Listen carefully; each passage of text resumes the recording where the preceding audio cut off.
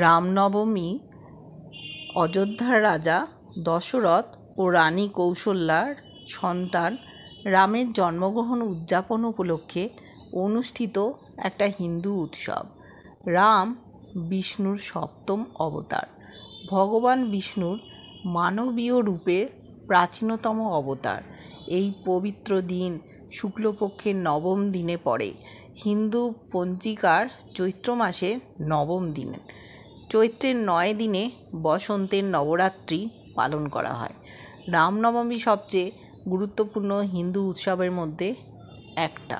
এই নবমীতে দেবী পার্বতী আবির্ভূত হয়েছিলেন, তাই এই দিনকে সনাতন ধর্মের বিশ্ব মাতৃদিবস হিসেবে পালন করে সনাতনীরা। দিনটি হিন্দু ইতিহাস গ্রন্থ রামায়ণ থেকে আবৃত্তি করে চিহ্নিত করা হয়, যা রামের কাহিনী বর্ণনা করে। হিন্দুরা মন্দিরে গিয়ে প্রার্থনা করে, উপবাস করে, আধ্যাত্মিক বক্তৃতা শুনে এবং ভজন বা কীর্তন গেয়ে উৎসব উদযাপন করে।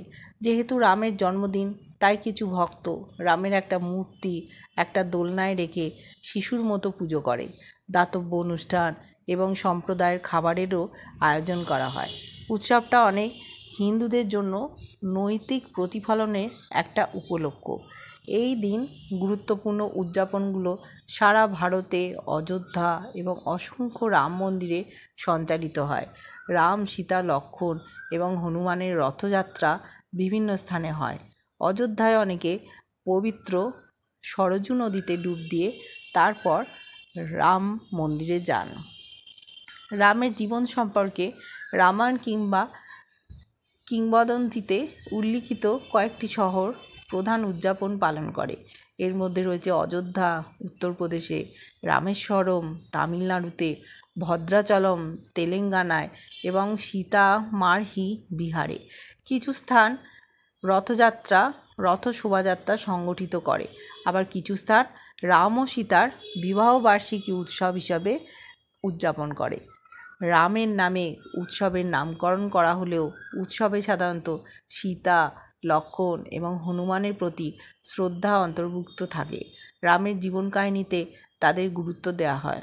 কিছু বৈষ্ণব সম্প্রদায় রামকে স্মরণ করে এবং রামায়ণ পাঠ করে।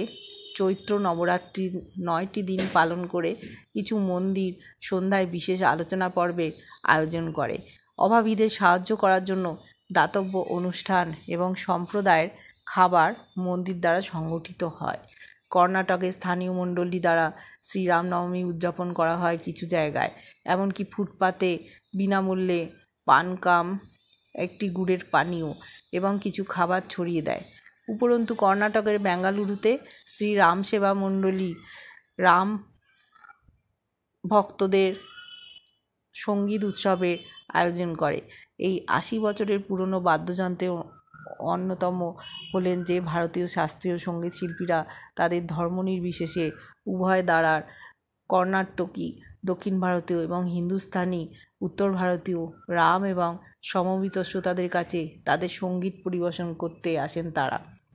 উড়িষ্যা, ঝাড়খণ্ড এবং পশ্চিমবঙ্গের মতো পূর্ব ভারতীয় রাজ্যে জগন্নাথ মন্দির এবং আঞ্চলিক বৈষ্ণব সম্প্রদায় রামনবমী পালন করে এবং গ্রীষ্মকালে তাদের বার্ষিক জগন্নাথ রথযাত্রার প্রস্তুতি শুরু করার দিন হিসেবে এটিকে বিবেচনা করা হয়।